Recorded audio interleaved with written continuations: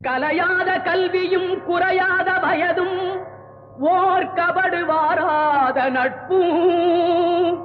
கன்றாத வளமையும் குன்றாத இளமையும் கழுபிணியிலாத உடலும் தலியாத மனமும் அன்பு அகலாத மனைவியும்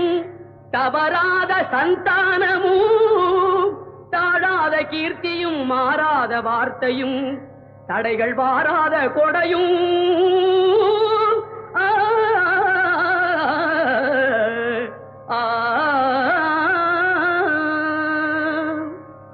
தொலையாத நிதியமும் கோணாத கோலும்